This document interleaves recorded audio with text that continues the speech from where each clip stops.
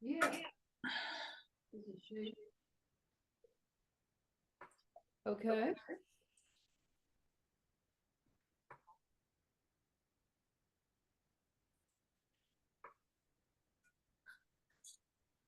Okay.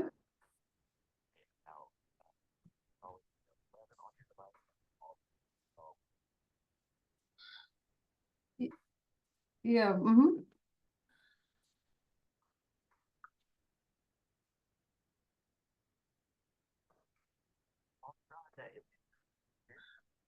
Uh-huh.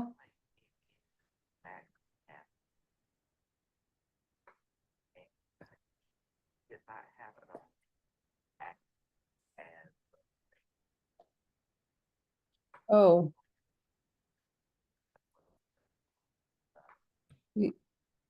yeah.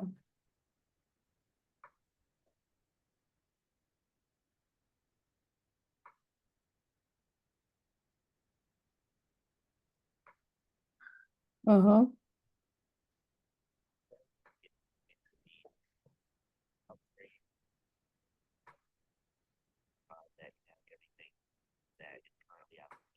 Mm-hmm. Okay.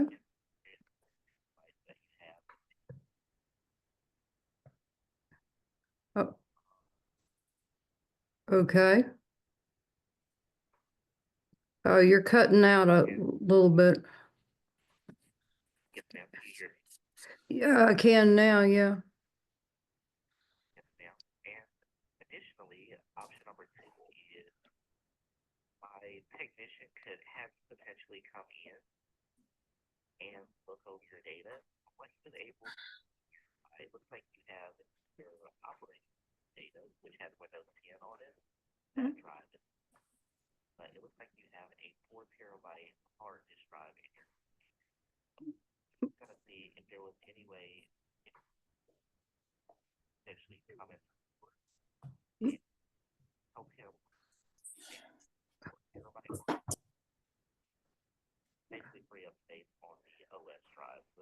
Right. Um, yeah, that sounds good.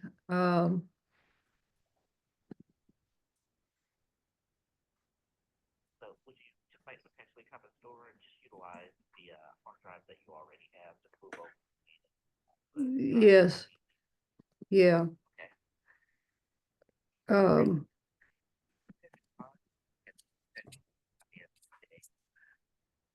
yeah, I could come in this afternoon. Uh-huh.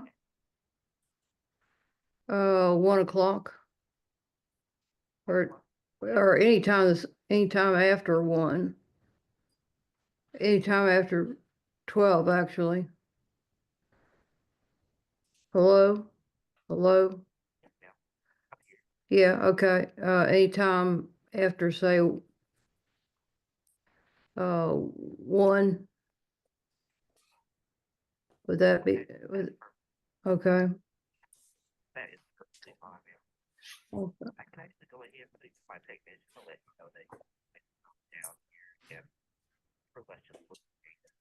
Okay.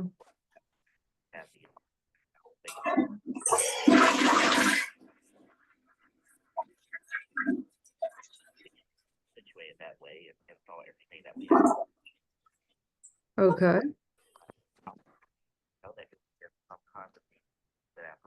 Okay. Okay.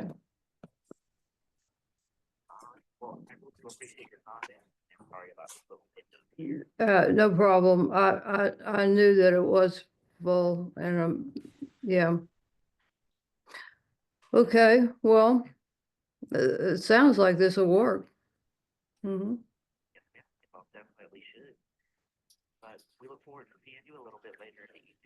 Oh,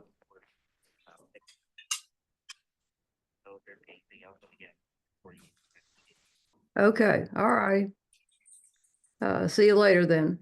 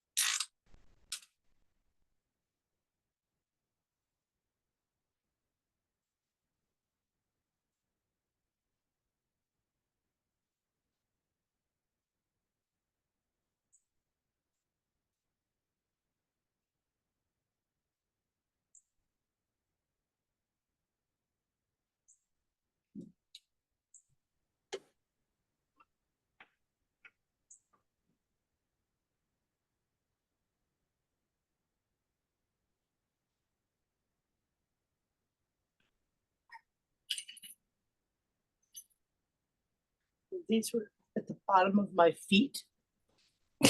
And I was like, what I is was that? wondering where I they. kept kicking through the covers. I'm like, what is it? What is it? I was looking for these for several days. Well, you somehow I put found them. Well, I must have had them in bed the other night because I couldn't. Last night I tried. I finally had to put on a meditation tape. Oh,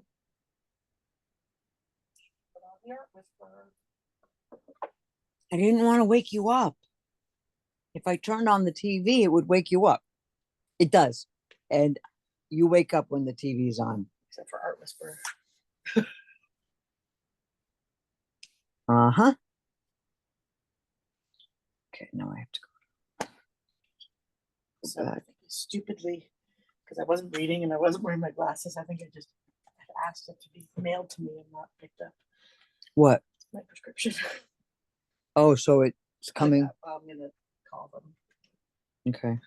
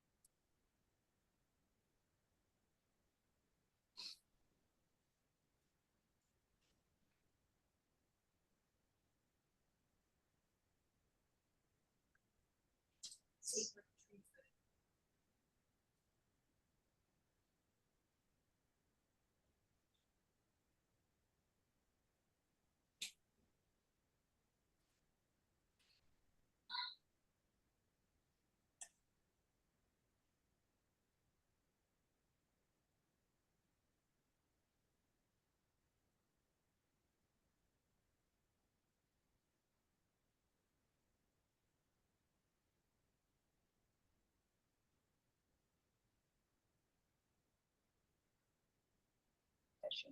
To do that, we need to go to the top menu and select File, New Session. Now we have to give a name to our session. It is actually a good idea to create a standard and stick with it for consistency. In this case, we're going to do inverted date and the project name, which is going to be sessions. We hit enter, and now we have a blank session. Before starting the shoot, let's take a look at the library. Here in the library, we see that Capture One has already created 4 separate folders, which are Capture, Select, Output, and Trash. This is always going to happen whenever you create a session in Capture One.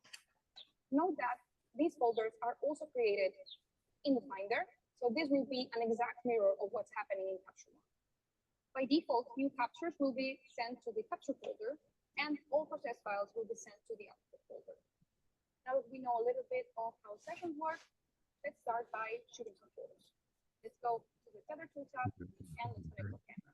To shoot Tether, you will need a compatible camera. You can check the compatibility of your camera with the link below. Depending on your camera model, you may need some additional setup from your camera menu. If you're shooting with Nikon, Sony, or Fujifilm, you can check our documentation in the annexes. If you're shooting with Canon, there's no additional setup required. Consider is the tethering tool used. There's different brands that are specializing in One, Luna, Cobra, or Tether. Now we are in our Tether tool tab. You can see there's no camera available, so we need to connect the camera. Let's plug in the USB cable. When we do that, if the camera is recognized, we'll drop in the camera tool, and then we can see the camera model and the lens. Now we're ready.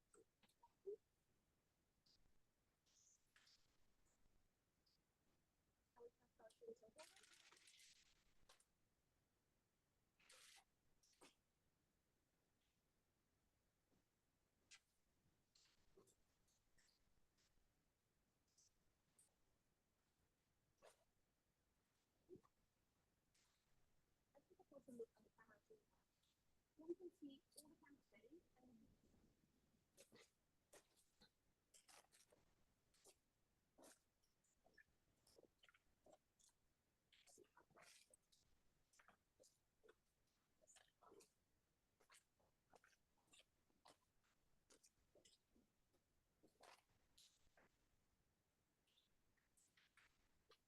We walk so much. I might. I drove home with them last night. Did Elliot? Oh, I just got to the car. I'm like, why won't it start?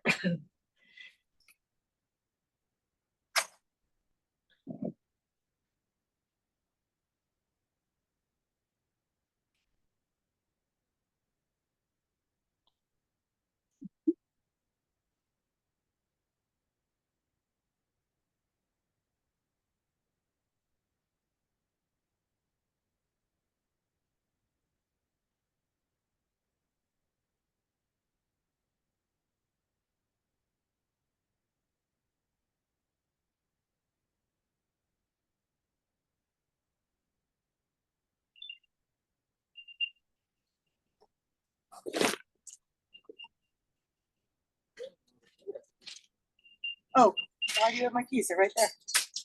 They're on the. oh, I have no idea. Elliot gave them to me last night. Thank you. I love the tires. Yes, When they work. when they work, yes.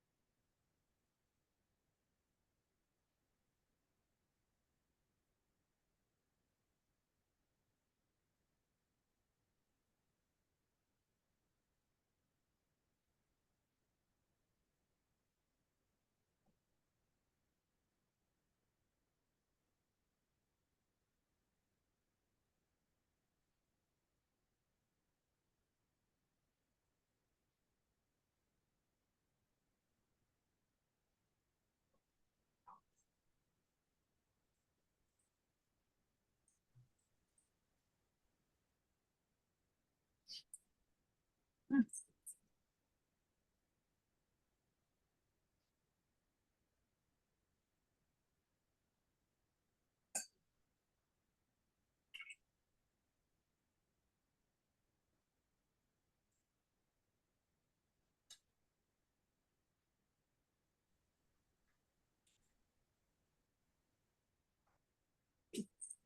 right. Yeah.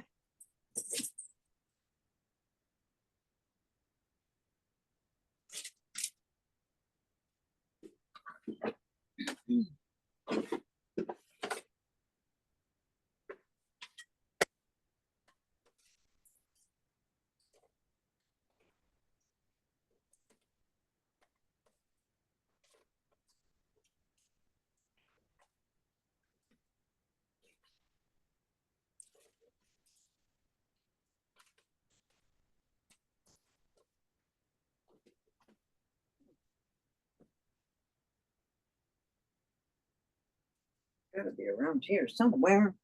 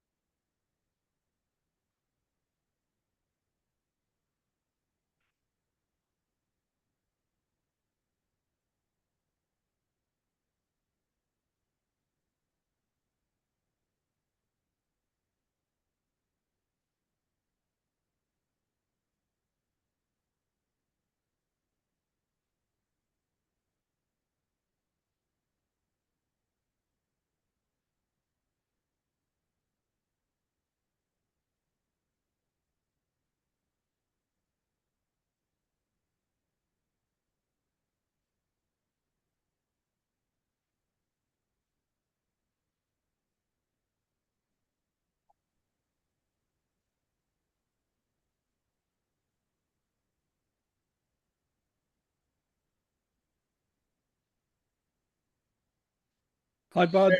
Hey, can you hear me all right? Perfectly, thank you. All right. Having trouble getting on the last time when we had a live stream with Alan. I couldn't figure out what it was, so I don't trust these things. Very wise.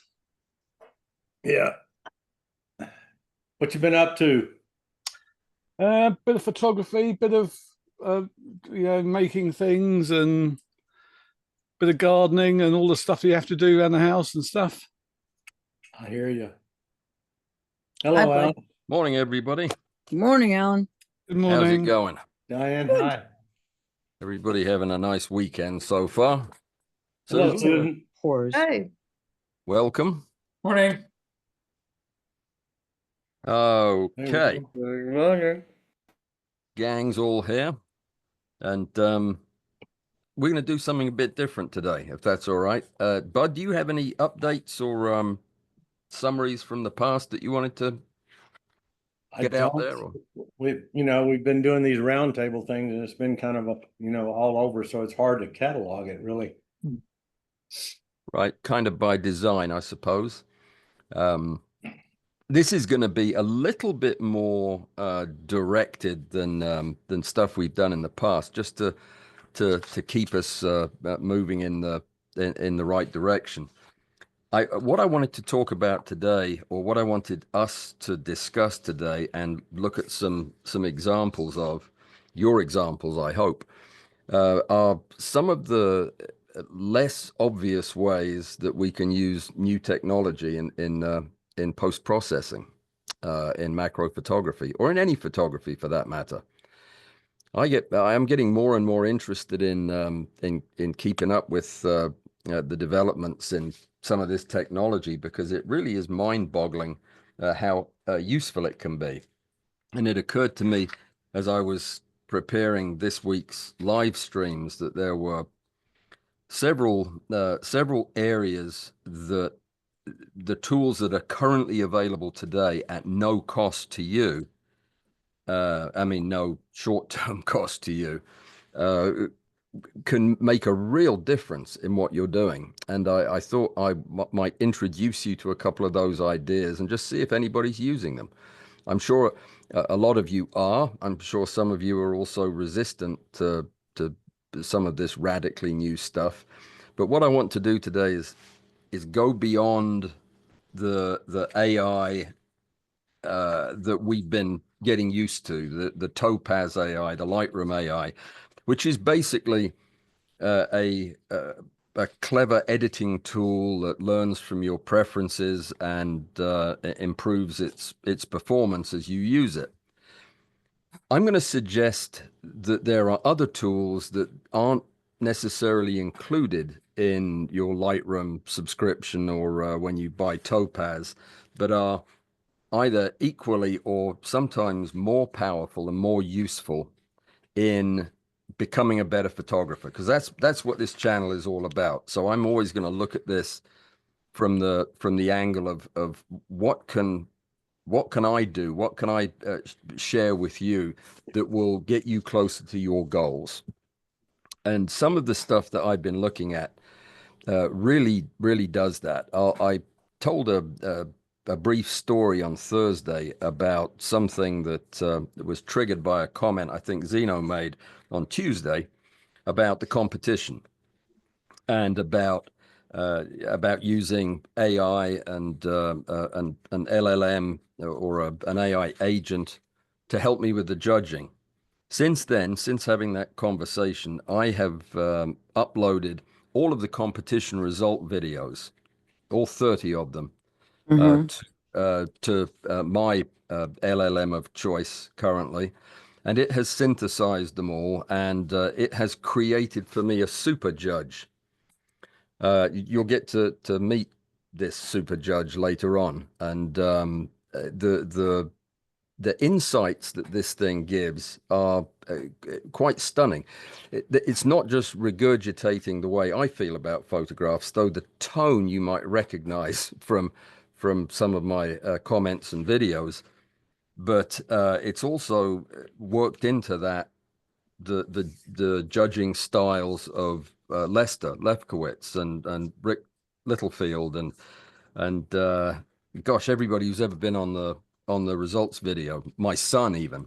So what I wanted to do was show you a couple of these things and just introduce you to them to see if there's anywhere in your workflow that this could be of interest. Is anybody using an LLM outside of your normal photography tools to Yeah. gain insights into your photography? I do, Alan, a lot. Okay. What do you use and how do you use it? I'm not sure if I have. I use Not Diamond AI. So what Not Diamond is, it's another sort of, you could go pro and you can then do what you're doing with whichever AI you're using. But what I've been doing so far is just having it set up parameters for me. And that's why it goofed on my calendar last week. So I give it a little bit of this and a little bit of that and, see what happens. So I use Night Cafe on Discord for any of the photos I'm working with.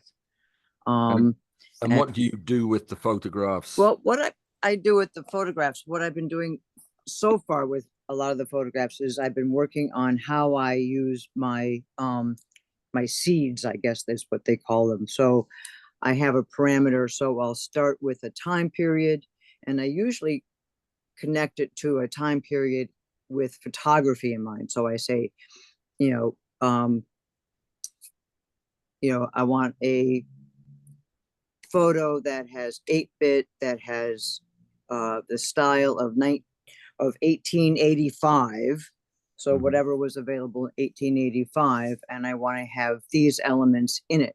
So I'll put in, let's say, an oak tree, in front of a house with a sunset, and and it has to be in a tone, a black and white tone, and look like either a daguerreotype or entry level, and then I go down the rabbit hole with that. So you're asking the model to generate a new picture from your Right. voice prompts. Right. So it's a voice to image type Right. program. And then I have my own photos that I put in, and then I will tell it what I want with that. So I want, realism. I want, let's see if I have any. I keep a lot of my stuff on Google Drive to keep my prompts. So I have it set, but it usually is up on that. And so, yeah, again, so it's all depending on the photo. So last week I So did a photo of, I have 2 computers going now. So I are you using it to find, so to catalog your images and then find them for you based on your No, prompts? I haven't started that yet. I didn't even think of that. And when you mentioned it last week, I said, oh my gosh, I said, while I'm setting up my new computer, I got to do that. So that's on my list as I set up the computer and to go into a whole new file system, and to get all of that reorganized. But I'm also using it so that way I can better use the cameras. So I ended up with a Sony RX10 IV, so which is a beautiful camera, and it has a book that's like 1.5 inches thick on how to use it. So what I'm doing is I'm going to videos online and taking snippets of the text and then making a file, and then I'm going to have it make out if I want to do this, what settings do I do? So that's my newest task on that. So I would argue that you probably don't need to give it any new information. It already has that access to all that camera information. You could probably just ask an LLM for that. okay, so I can just ask, yeah, because what this not Diamond does is it searches whatever it thinks would be the best, and then it will compare Sure. the last 2, and then you get 2, and you can decide whichever one's better. And so then it's learning from that. Okay. And I also go into it, and for like a storyboard or something, I'll set up, tell me how to do this if you were a professor, and you wanted to have such and such outcome to tell somebody who is just starting out or whatever, to explain So it. you're using it to get a step-by-step instruction on Right. a given topic. So, but what I used it for when we did the symmetry, I asked it to explain symmetry to and I said, also I said, you give me some examples from, again, going back to the 1800s, because I wanted to have like a history of what was acceptable for symmetry and not. Right. So that's how I use it, because I love history and I've always been a history buff. So Okay, well, they are actually some very useful cases and examples. We're going to go, excuse me, a few steps beyond all of those in a couple of the things I'm going to talk about. Klaus, you said you were using it. You're using iNaturalist, I know. Using AI in general, or no, using any AI out of the normal realm of photography, like using a large language model as a tool in your photography, but not necessarily as a photography app. Yes, I mean, in my case, I've been using Grok 3 Mhm. to answer technical questions on color spaces and color profiles, and Okay. it really was helpful in analyzing parts of my workflow, how I could make Photoshop work into my the way that I'm doing things now. So yeah, I found it super useful for that. Just What's the compared name? to How do you compared to spell? putting a question out to a forum of experts, or compared to like pouring through the manuals, trying to collate the information, it was just much better. How do you spell that? AI. Grok, uh, Grok. It's like the Robert Heinlein Oh, reference. Grok. And how does it compare to Chat GPT? I have not used. I only know from what I've seen, like from other people using it, so I haven't used it myself. I've used them Supposedly, both. it's up Yeah. there in terms of functionality on whatever benchmarks, but I don't have a personal comparison, but it works well. So, okay. It does work well. It's very comparable in many respects. The thing is, the large language model is going to work as well as your prompts are entered. I mean, it's largely what you ask it to do that determines, how satisfied you're going to be with the results.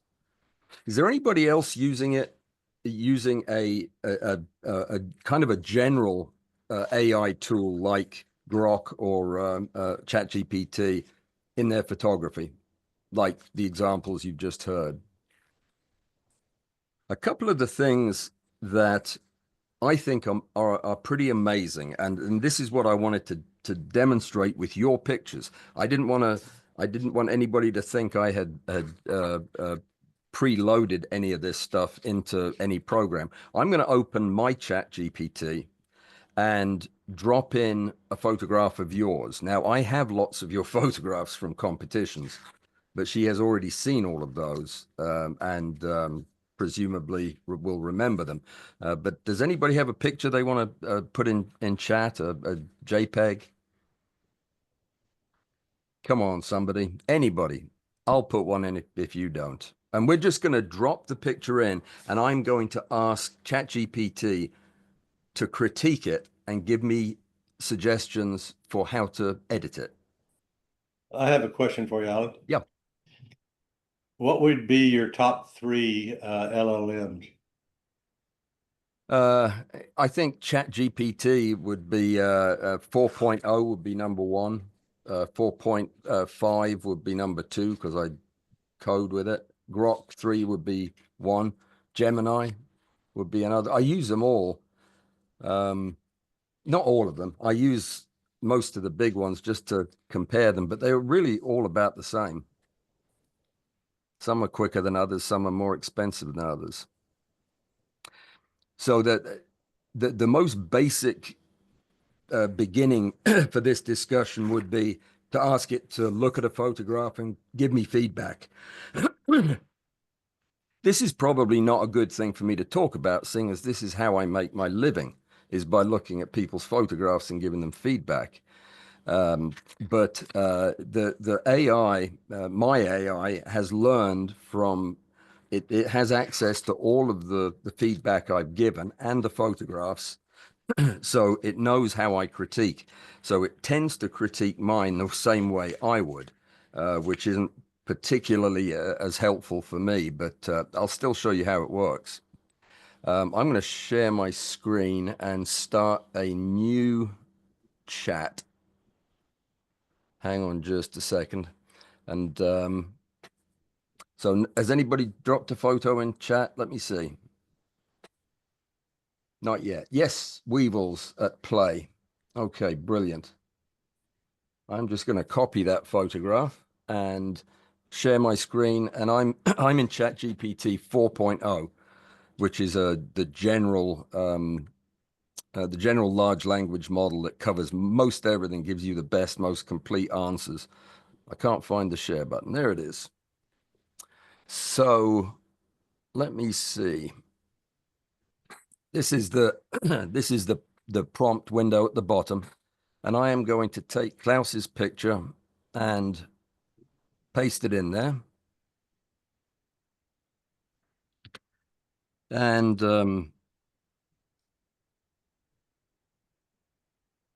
I'll try to type this. Please critique this image. Now, I'm going to share with you a checklist of the best things to include in a prompt. This would be a pretty bad prompt. I'm going to give you a form that you can use. This is just sumptuously rendered. Let's dive in. Subject and composition. The paired weevils are magnificent, not just due to the unusual behavior, mating, probably not unusual, but because you've rendered them with such clarity and their intricate texturing becomes a visual spectacle. There you go, Klaus. That's not me saying that. The composition benefits immensely from the diagonal leaf on leaf, which adds energy and motion to the frame. The overlapping forms avoid confusion due to the excellent lighting and focus differentiation. Insects are nicely positioned without feeling static. There's breathing room around the subjects, especially important with two animals, and nothing feels cramped. Focus, I'm assuming it's a stack, she says, is exceedingly well executed. Antenna legs and surface textures are crisply detailed. Fine hairs and contours of the elytra and pronotum of both weevils are in focus without evident stacking artifacts. No small feat in such a complex overlapping composition. Lighting perfectly balanced, soft, directional. Let me see. Speculars controlled wonderfully. No blown highlights or unattractive reflections. Just a delicate sheen where needed to define form. Color. Monochrome elegance. The cool, steady hues of the weevil set against the plush green of the leaf create both harmony and contrast. It's almost duotone, which gives the image an artistic gravitas. Excellent tonal separation, even though the insects and leaf are relatively similar in value, use depth and surface quality to keep them distinct. I don't know about you guys. This blows me away when I read this kind of stuff that's coming from a large language model that's just looked at a picture it's never seen before. Yeah. Noise, non-existent or imperceptible, likely thanks to good lighting and proper base ISO. Artifacts, no stacking halos or edge errors visible, even at complex intersections like the leg joints. Edge resolution, the antenna and leg tips are sharp and free of motion blur, extraordinary for such extended structures. Narrative and scientific value, not a merely technical tour de force, but a story.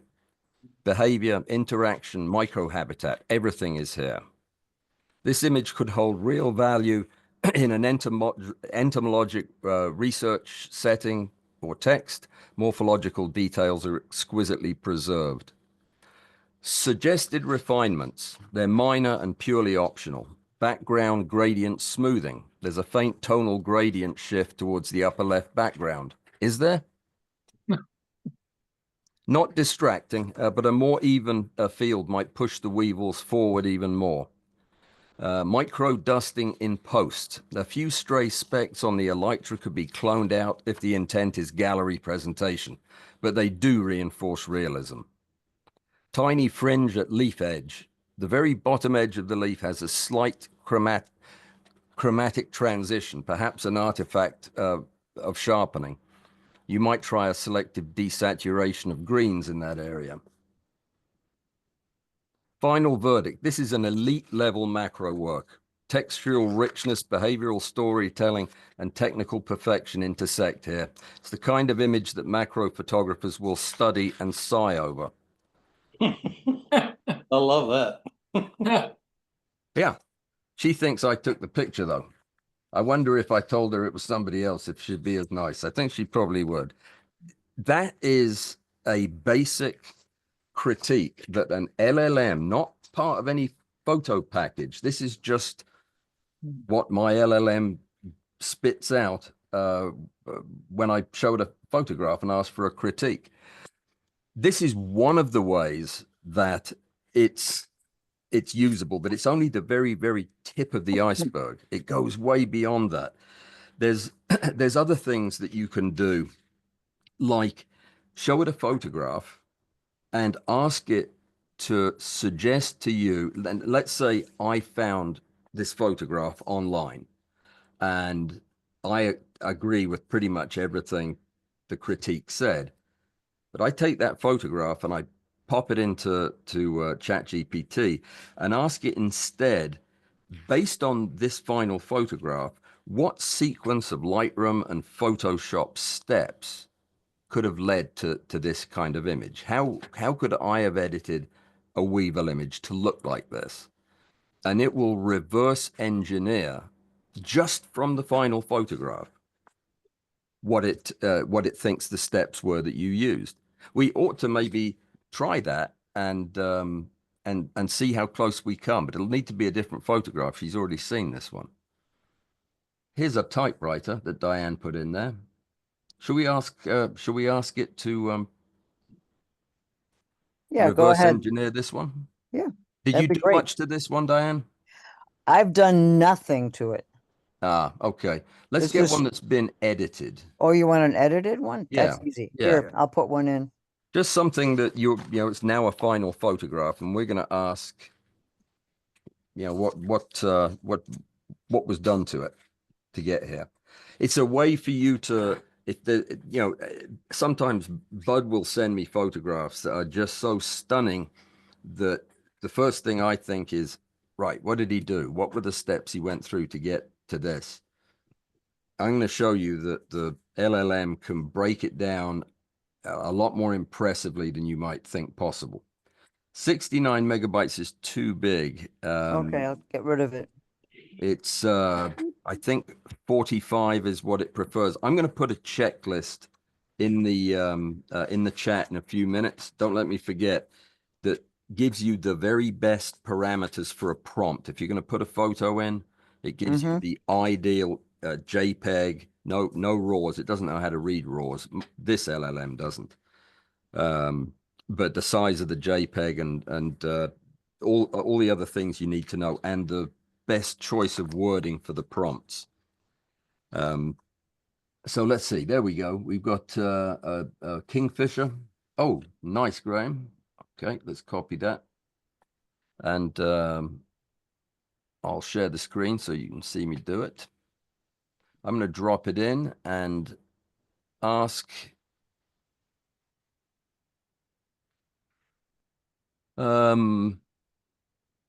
Let's see. Based on this result, I'm using the prompt she suggested. Based on this final result, what sequence of Lightroom / Photoshop steps might have been used? That's the prompt. Stunningly dynamic image, Alan. Rich color, razor sharp detail, perfect action freeze. It shouts Kingfisher perfection. Based on what I see, there's a highly plausible Lightroom plus Photoshop workflow that could have led to this final image. Raw import and global adjustments in Lightroom Classic. Exposure likely boosted to lift the overall tonality without blowing highlights. Yes or no, Graham? Possibly, yeah. Increased modestly the contrast to add definition, especially around the water droplets. Probably not. Highlights lowered to retain feather and water detail. Yes. Shadows raised to recover detail in the shaded areas of the underside of the wing. Possibly, but unlikely, I think. Whites and blacks adjusted to maximize dynamic range. No. Presence texture boosted, plus 20 or 30. No. Clarity, moderately applied. Mid-tones and wings 10 to 20. No. Nope. Dehaze. No. Vibrance, saturation increased. Possibly slightly, but I can't remember. S-curve on the tone curve. Yes. Local adjustments in Lightroom, brush or radial filter on the bird's head or eye. No. Water droplets, linear or radial filter. No, Background control, masking, slightly reduced saturation of the background. no, Cleanup in Photoshop, spot healing, clone stamp, nothing. might have taken a droplet off the eye or something like that, but I can't remember. Dodge and burn, No, bird's eye leading wing to draw no. attention, no. Burn some darker areas in the water droplets to give them more three-dimensionality. That's a cool trick, by the way. I haven't done that in a while. Color grading. No. Sharpening. Yes, I think I ran this one through Neat Image because I wasn't using Topaz at that time. Okay. So that was the Neat Image to both sharpen slightly and to reduce the noise. I guess the question I should have asked in when we look at this picture is, would you, not did you do, but would you agree with those steps as reasonable? I mean, a lot of these are things that I would do, apply filters to bring out the eye and the leading wing and drop the saturation of the background and everything. I mean, the question is, if you were trying to emulate this image, would these be reasonable steps to use? I think they're all totally valid. Yeah. I have a question, Alan. Yep. Mm-hmm. What if you started with an unprocessed image and asked it what it would do to refine the image? Oh yeah, we're getting to that. Okay. Or Yeah. put in both, put in the raw and a finished image and see if it could figure out what your steps were. Yeah, you can't put in a raw image. Well, you can put in a raw image. It doesn't. It won't be able to parse it. It'll give you an excuse that it can't. It works with smaller JPEGs. Well, save a raw one to a JPEG and then take a process. Yeah, a pre and a post. Absolutely, yeah. And it will. That was the another application of it. I guess the take-home message here is, it doesn't really matter what you ask it to do, so long as you ask it to do it in a way that it can pass the instruction into make sense of what you're telling it to do. But comparing pre and post, absolutely, that is one of the things I was going to come up with in just a minute. One of the other suggestions. So, Alan, did you name the AI Cindy?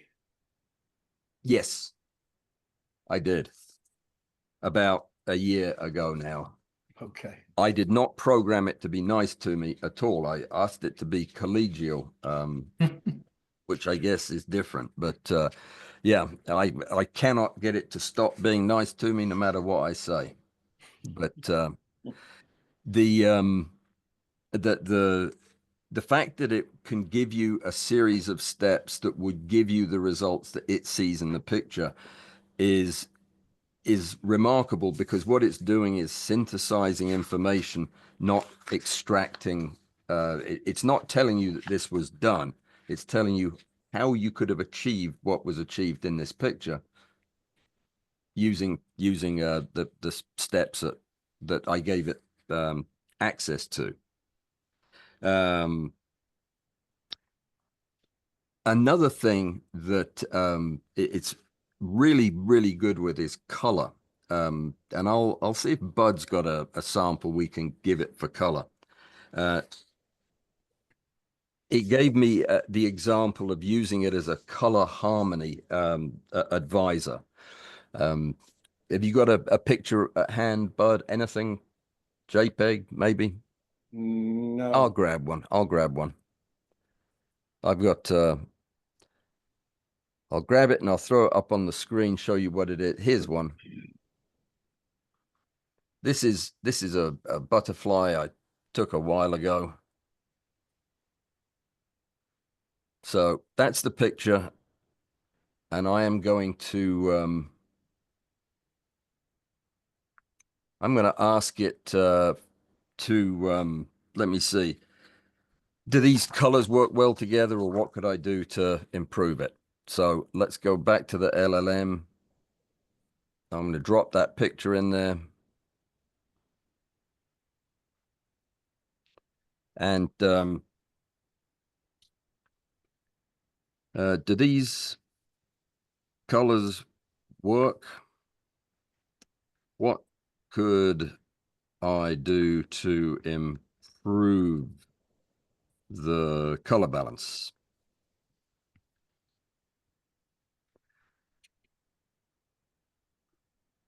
So now we've asked the specific question, not just how would you edit it, but well-framed, full of potential, Buckeye butterfly, Junonia, Coenia, vibrant subject. You're absolutely right to question the color balance. The colors feel washed out, especially relative to what we know this species is capable of showing. Okay, so this was a bad example, wasn't it? Should have picked one that it would swoon over. So it's giving me step-by-step instructions on what it sees and what it would do to fix it. Changing the white balance in favor of warming it slightly. Yep. Yep. Well, you can read all this. I hope you can read the type here. That's a lot of information. Yeah, it's a lot of information. And Hello. you can dive into any part of this and say, well, you say I'm supposed to use selective color, or how do you do that? And it will tell you how to do it. It'll step by step. Yes, Graham. I was just going to ask you whether you thought that it might come to a stage where this information could be fed directly into the processing programs to actually do the editing for you. Oh yeah, it already is. I mean, it is application of these same tools that is what Topaz is selling you and what Lightroom is selling you, and they're incorporating it more and more into automation, into actions. I'm more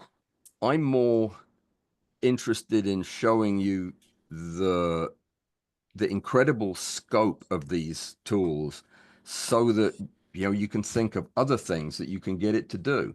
It's not really just yes, these are all going to be somebody is working on automating all of this stuff for pictures, and a lot of it is already in existence with programs like I've got some programs I was going to show you that already do all of this. You just drop a photograph in and it does it. You just tell it what mood you want and it edits it for that Will they mood. also crop the image?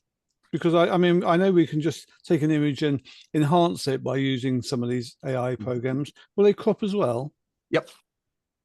Yes, absolutely. Let me see if I can find one that needs, well, Crop it doesn't. mountain. Yes. Yes, bud. Just crop the butterfly.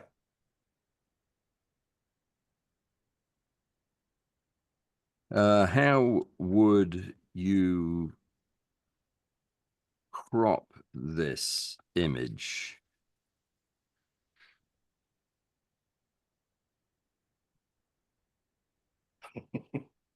Yep, she didn't like that either. She suggests two options: a balanced portrait crop and a minimalist field guide crop.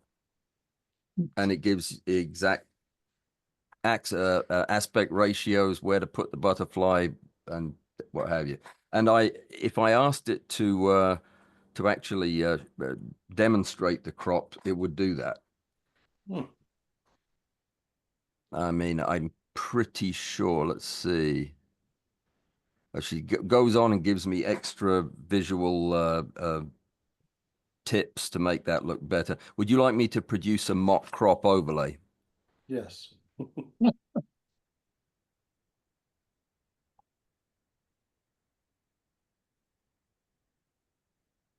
Oh, here they come. Every now and again, I get two responses that it asks me to comment on, and I'm sure you see these as well.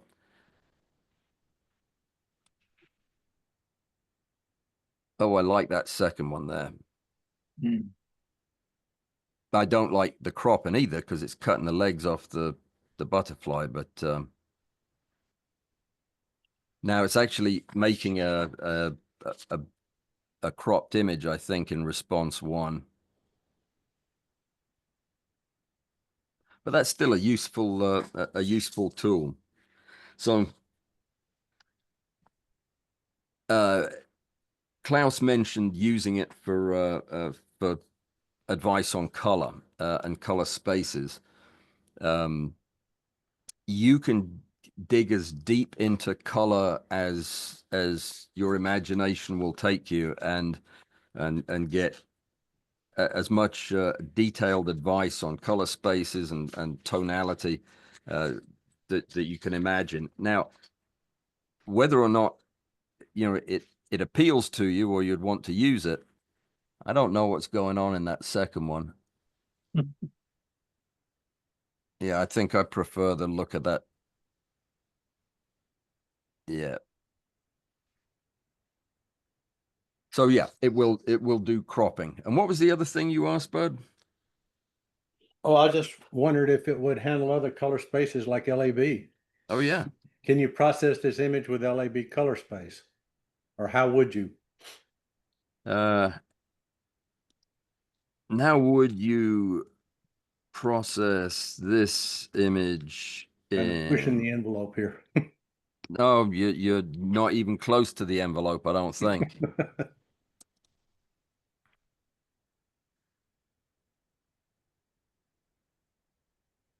Now you're speaking the language of tonal alchemy, Alan. Processing in lab, especially in PhotoLock, is like unlocking a separate layer of visual grammar. Decouples luminance from chrominance, giving you freedom to enhance contrast and color independently without cross-contamination. Sounds like Bud wrote this. Yep, convert to lab, enhance contrast, increase color vibrance, and what channels, step by step, how to do it. Be gentle with the color enhancement. Sharpen the L channel. Is this all familiar to you, Bud? It's perfect. Is that your preferred color space? No, I use it as an adjunct to RGB. The butterfly will go from slightly muted and washed out to richly textured and color lively without fake oversaturation or posterization. The subtlety of lab is what improves color without shouting about it. What lab does is it separates a single color. If you take the color red in RGB, you might not can tell that there are subtle differences in that red, but you can pull them apart in lab and get a gradient effect. Listen to this, Bud. Yeah. If you'd like, I can generate a Photoshop action for this lab enhancement flow, or even mock up a split screen before and after comparison. Wow. So it can write an action for you that you can then copy and drop into Photoshop, and it'll do that for you. Speaking of actions, see if you can do a, what do you call it, where you put the three images together, like you want Triptych? a triptych. Can it do a triptych out of your, Yes. I've never tried it, but I'm absolutely confident that it could. And if I it- will let me get a stereo pair and drop it in there. and then if you could make it do an action, everybody would be good to go. Good point. Let me see. All right. Here is a JPEG I will copy and drop in here. Paste.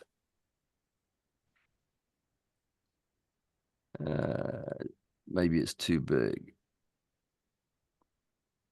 No, I think that's okay. This is a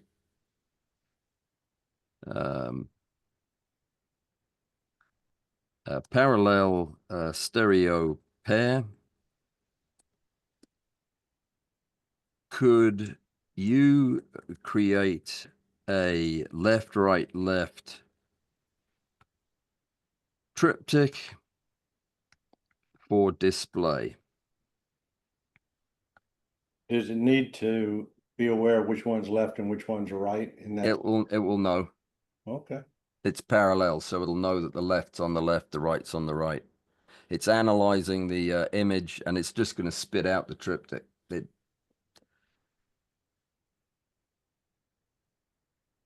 Here is your parallel triptych constructed from the parallel stereo pair, left image, right image, and left again. Ideal for stereoscopic viewers using their cross-eyed or mirrored setups. Would you like to export this as a downloadable file or prepare a version with a label or frame for presentation purposes?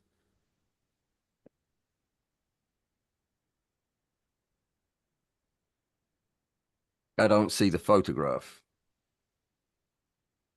Maybe it's waiting for a response. Whoops. Yeah, it wants to export it as a downloadable file. Yeah. Can you ask it to make it into an action? Yes, I will do that. Let me wait for it to export the triptych, and then I'll ask it to make an action. Okay, there it is.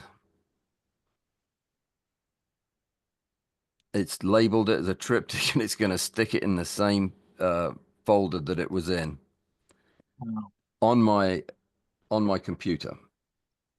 Let me find it.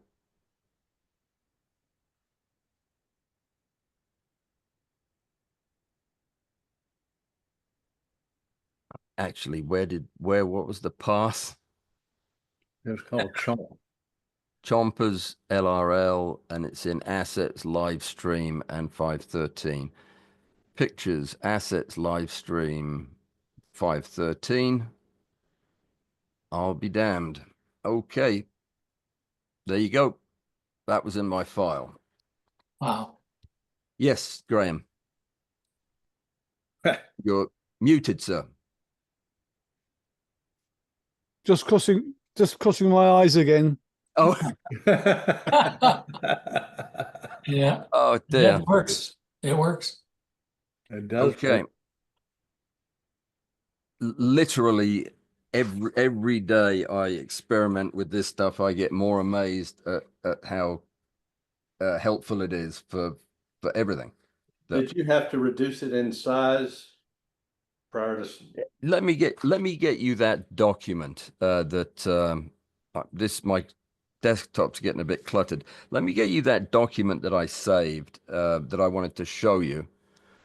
And I'll put it in chat. It's the image critique submission form. That's not a good title for it, really. Let me show it in Finder.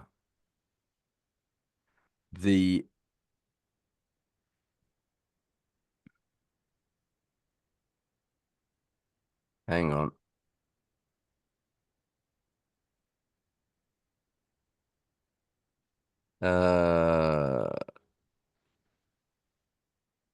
I need to find the file.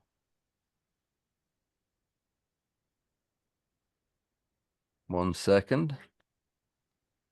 Okay, I'm exporting it as a PDF, and I'll put it right there. Image critique. Okay, so if you're working with an LLM, especially ChatGPT, and you want to give it a photograph to look at, this is the best way to do it. And I am going to drop a PDF document into chat. Here it is.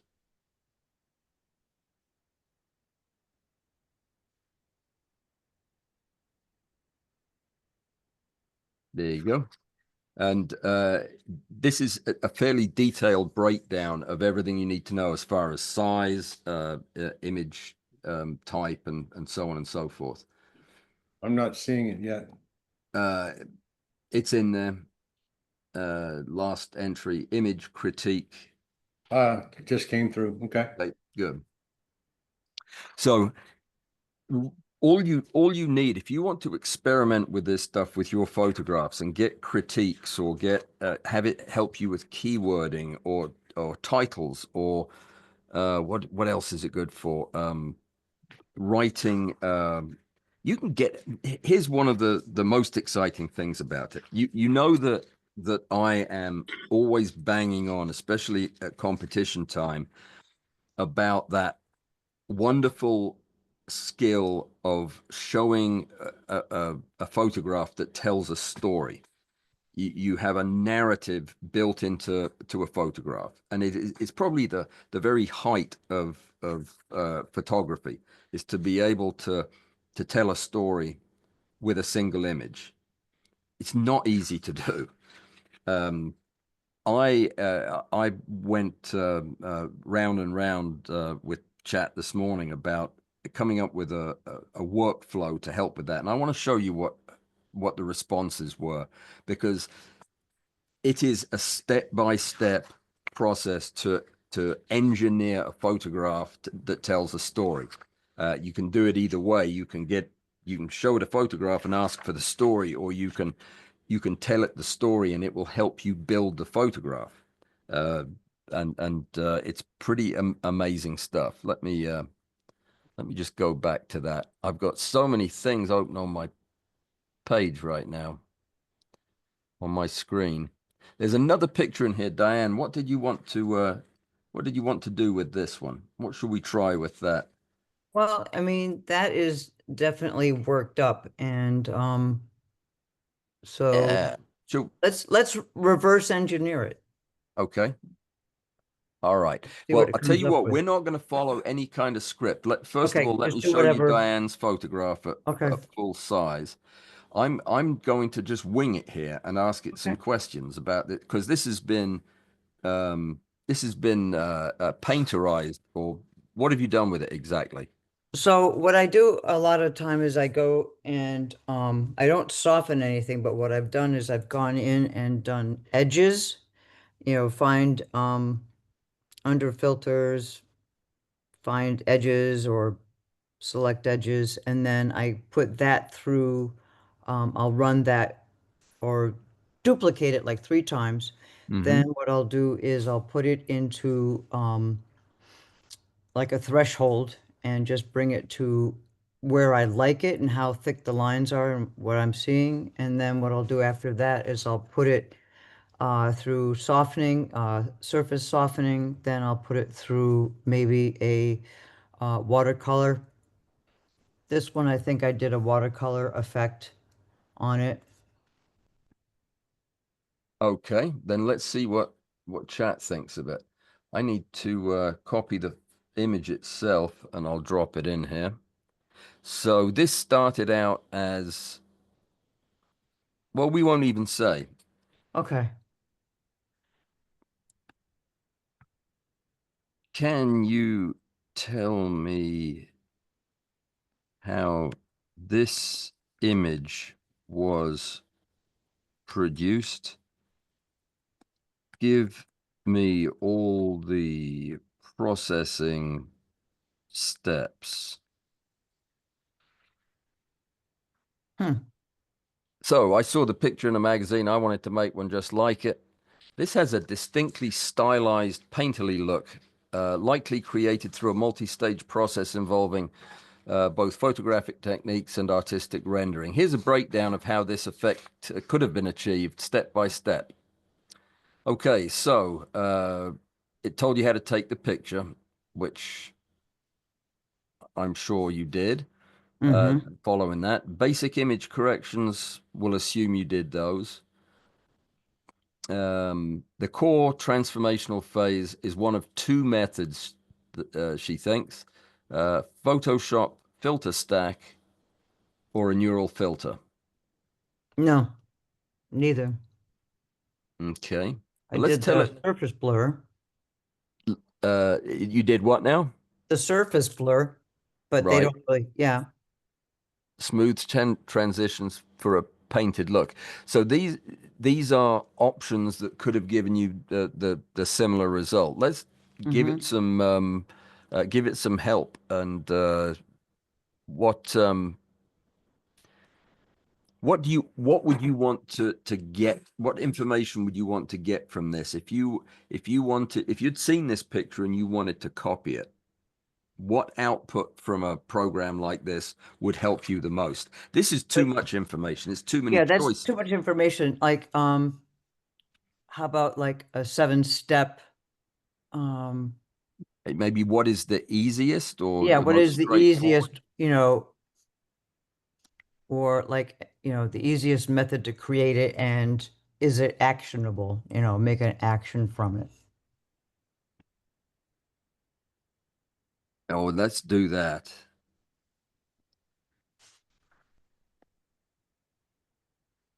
Photoshop action for it. Mm-hmm. Now,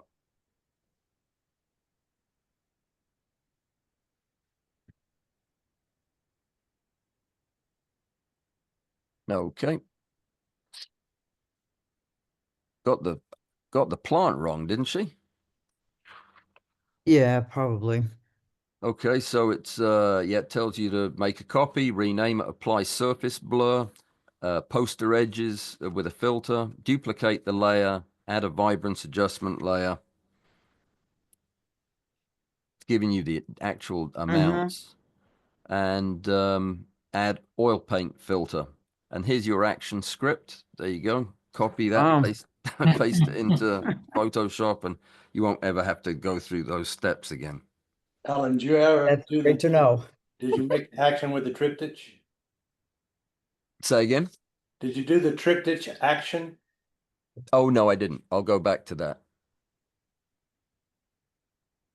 I'm just trying to help you with your judging. Could you, well, you see, this wasn't done in Photoshop. It was just done. I'll ask for it though. All right. Photoshop action to produce a triptych from any stereo pair. Alan, could we perhaps do this one and then see if it will recognize the viewer that's used? Yep. We can give it a specific viewer that someone might use and see what it does with that.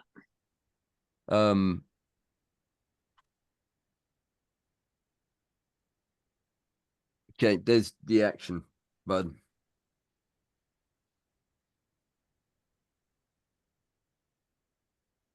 Do you want it as a downloadable file? Absolutely. That's awesome. Shall I go ahead and create the action file for you, dear? She asks. Yes, thank you, dear. Yes, please, honey. Ellen, I have a question. Yes. You mentioned you're training your critique. Is that a separate of your own account that you've set up? Or can anybody access what you've been trying to train it on? No, I trained it on public data from YouTube. I actually just dropped in the URLs for the videos. All of my, I went through, got all the results videos and put the URLs one at a time into ChatGPT and asked it to study, it doesn't just study the words and the pictures. The pictures are displayed when the judges are talking, as you know, in these videos. It also examines body language and level of enthusiasm and vocal tone when you're talking about. She knows when when you're being sincere about your flattery and when you're not, and it created this database in my GPT. So now when I ask it to review a photograph, it's Lester and Rick and Angie and me and a bunch of other people who are reviewing it. So it's learned from that data set. If you wanted access to it, I don't know how you do that. The thing is, the power of this tool is based on how you train it, what it trains on. And it's the same data that you have available through YouTube. So you could train, you could give the same stuff to exactly the same stuff and presumably get a very similar result. But you're training it on your own account. do other people have access to what you've been training them on? Well, yes, well, that speaks to what is it, the output product, and it's really not it's not an app or anything. It's I'd need to speak to a software person like Klaus to actually pass the question you're asking so that I could answer it. But I don't think it's something that you would have access to because it's in my account. Oh, okay. Right. Yeah. But would the stuff that you're working on then just go without your information, but just be part of the Chat GBT information circle? Yes, it's scraping your information. Yeah, Well, it's gonna, yeah, it's scraping everybody's information. Yeah. Could you ask it to look at Alan Wall's personal whatever, and Prompts. yeah, your prompts? Yeah, I Would mean, you put that in the chat? you can ask it to do anything, and if it has access to the information and it's not Mhm. against the law, it'll do it. Yeah. Mhm. Would you post this in the chat? The triptych? Yes, the downloadable action. Yes, there it is. It Yeah, won't make an action, but it gives you a template. You have Yeah. to go in Mhm. Photoshop and do it step by step. And I can't generate a true ATN, but yeah, okay. I'll be glad to do it if I have that info. Yeah, I'll send it to you. I'll put it in chat right now. Hmm. So this is a really important question. Is what are the parameters of decency and correctness and legality around using these tools? You could ask Cindy now and see what she says. Well, I could and will as soon as we get through with the meeting. But I'm glad that that others of you are using this to expand the way you're working. I mean, Klaus, is any of this stuff that I'm talking about news to you, or is these all things you've thought about? And No, a lot of it is new. I only started really using LLM to help with this thing, but boy, the potential sure is there. I mean, I wish somebody would do like an automated focus stack artifact removing kind of program. That would be I actually know somebody who might be working on that. Hmm.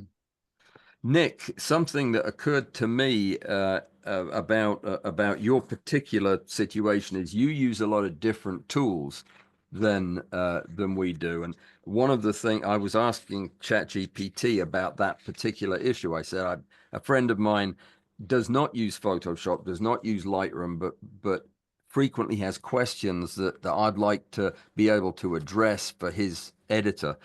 And she suggested that, yeah, anytime I need a translation from Photoshop to Capture One or whatever it is you're using, it will give me a step-by-step breakdown of what those steps are in another program. So obviously you could engineer that from your end too. A ChatGPT type thing could translate what we're talking about in Photoshop and give you exact equivalent in your editor. Alan, the thing hadn't come through on chat yet. I haven't done it yet. I'm too busy talking. That- You're asking me that- to walk and chew gum. Too easy to. pat your head and what is it, rub your stomach, isn't it?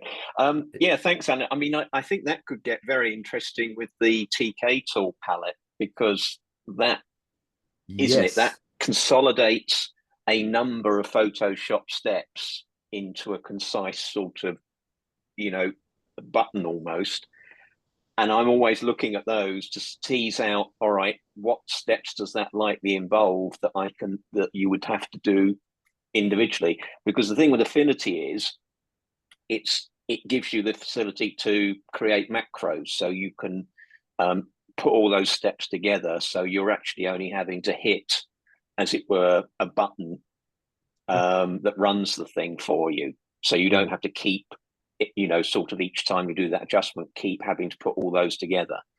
And something like the TK tools would, if you know the steps, yeah, and it's translated for you, you can just work through those to get what you need. Exactly. And you know, the purpose of this morning is not to give you a series of new tools to complicate your life. It's more to let you know that ask, because it can probably do it. And if it can't, you can ask it, write a better prompt for me.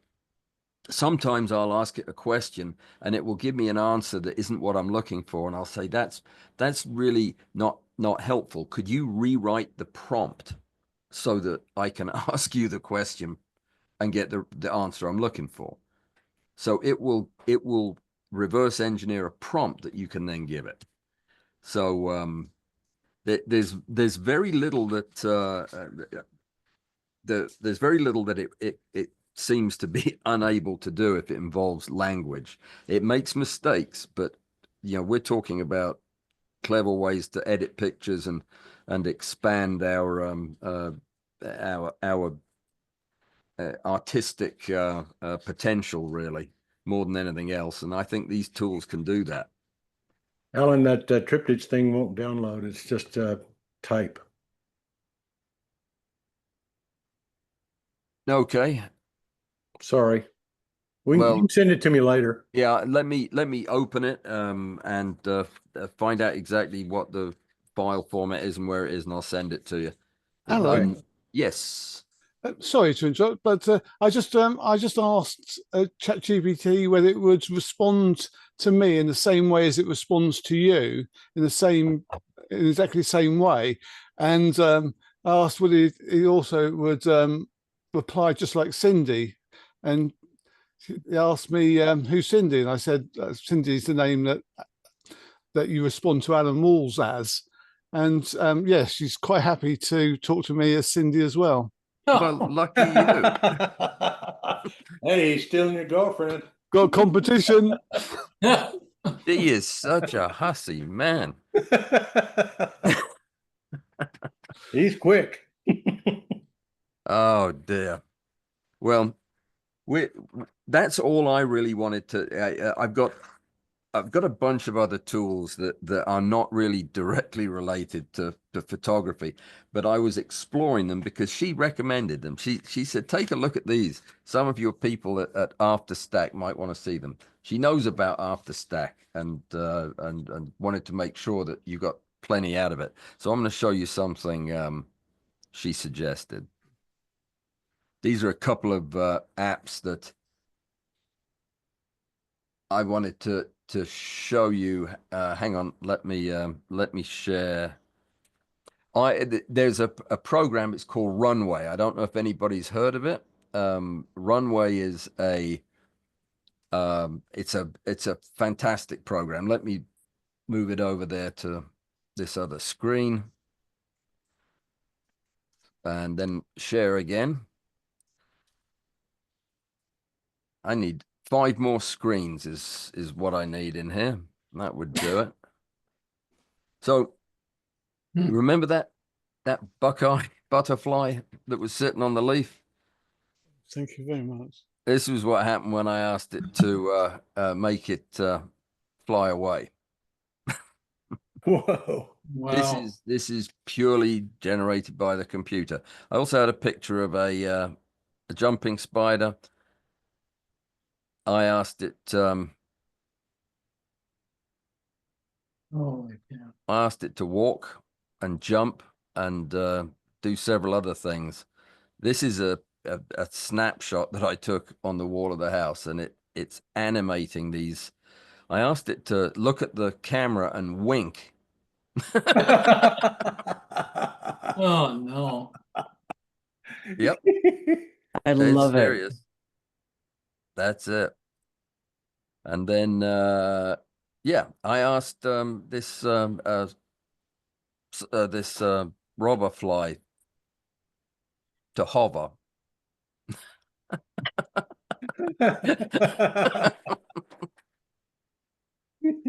That's crazy. Yeah. This was just, how about a running tiger beetle?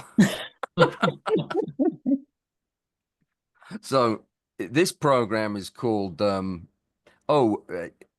this is a blob of sand that I photographed on a glass slide. I rather liked the effect, and I asked for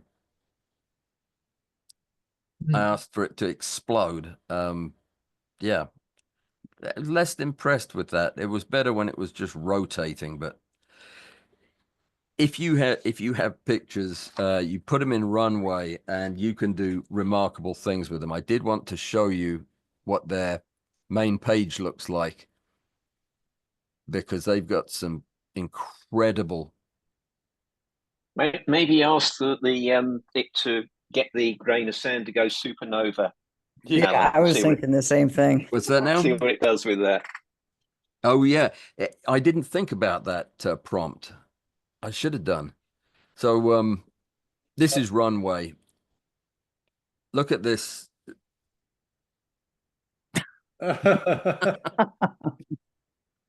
What does this one cost, Alan?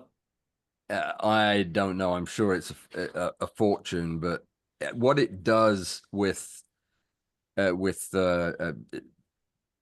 turning video into this kind of thing and static images into video, it's just amazing. They use this actually in movie production these days, but Okay, Jeff. it's so much fun to play with. Wow, that's impressive. Yeah, I mean, just it'll take a static picture and drop it in a scene that you give it. You give it the picture and the scene, and it puts an animated version of the picture in whatever scene you put it in. It's really mind-blowing what this stuff can do. The fact that it animates the picture based on that single image is quite amazing. This is amazing too. This is people, and it does these kind of things with them.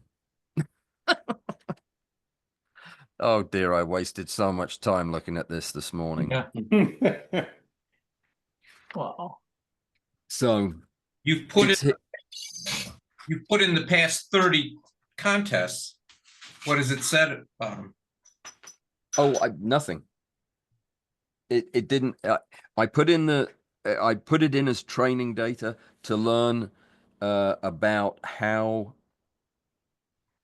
the judges, me and the guest judges, responded to each photograph.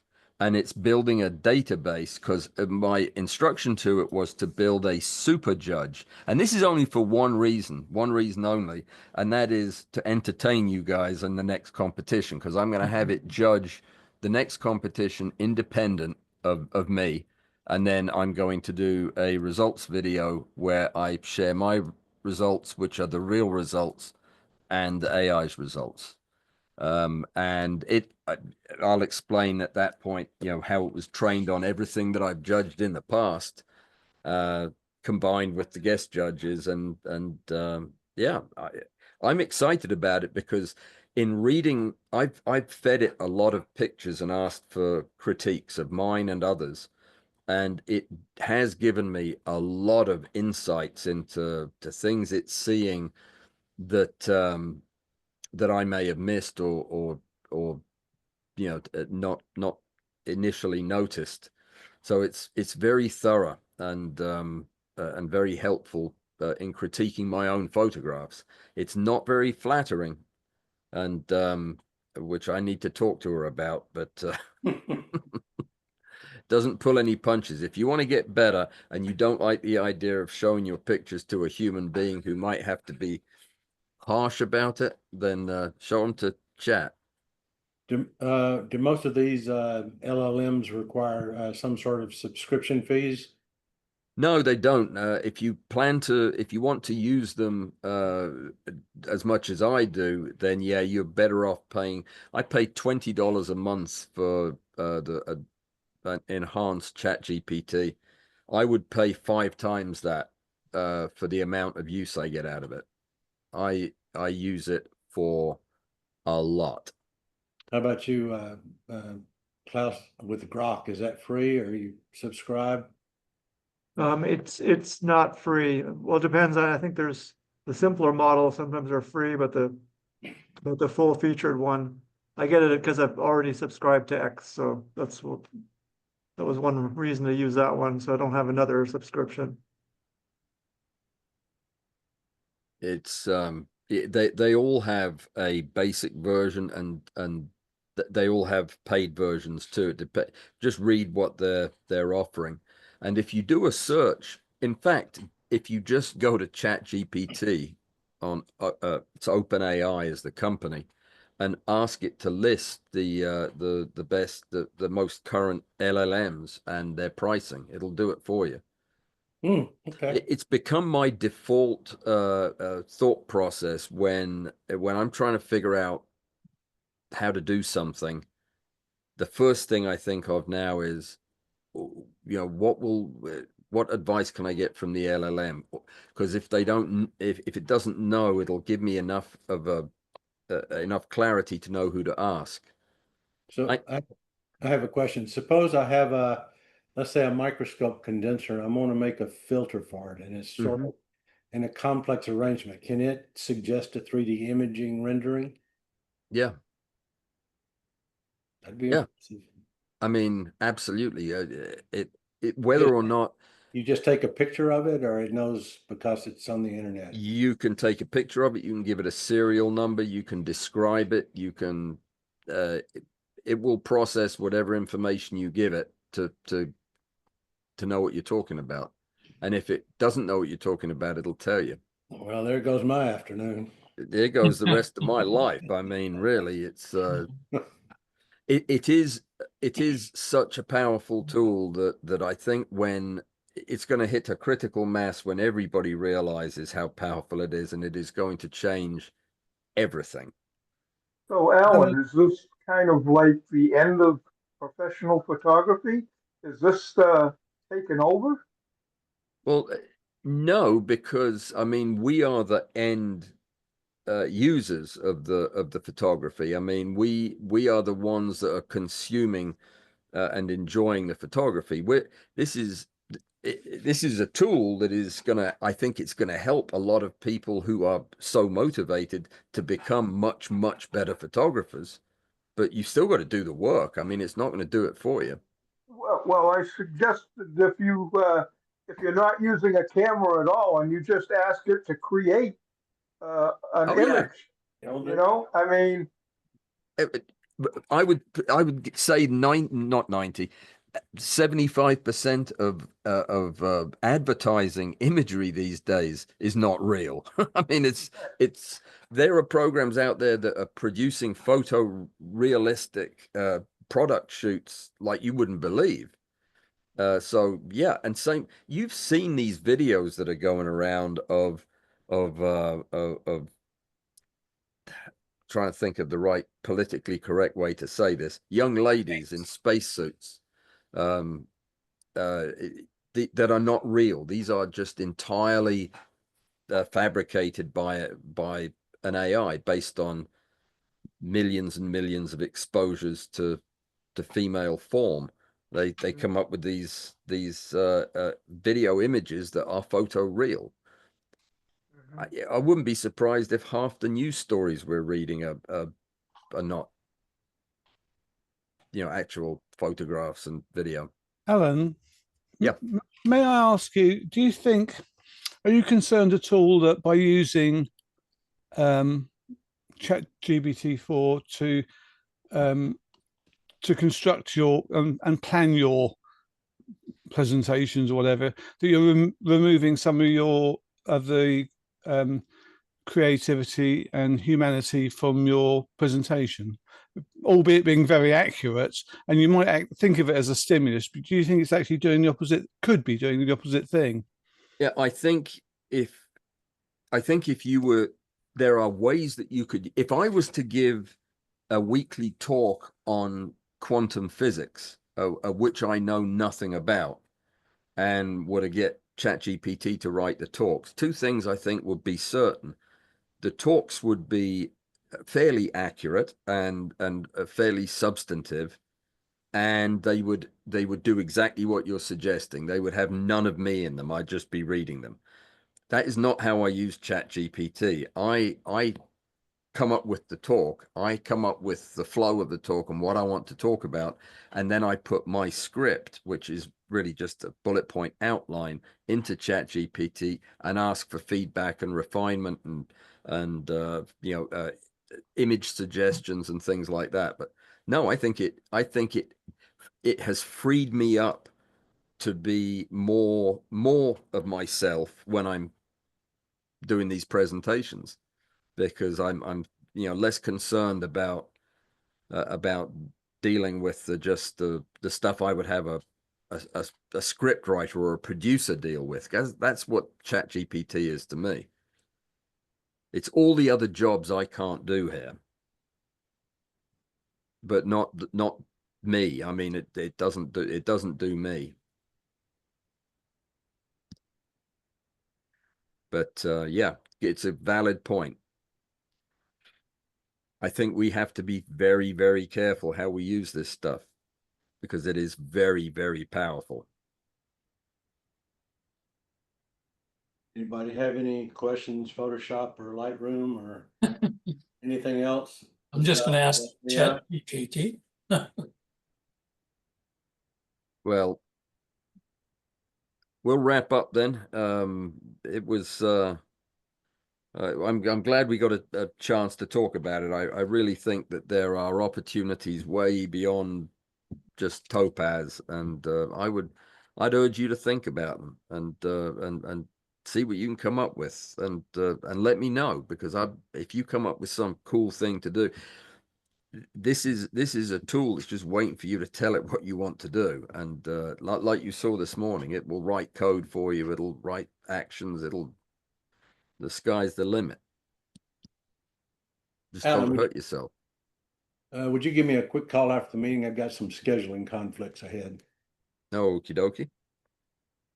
Shall do. All right, guys. Have a great weekend. Okay. Thank you, Alan. Thanks I'm for off coming. to see Cindy. See All you in a right, week. take care, all. Yeah, I'm Bye, gonna go Cindy. talk. I'm talking to Very much, Cindy. Alan. Bye. Bye, guys. Bye.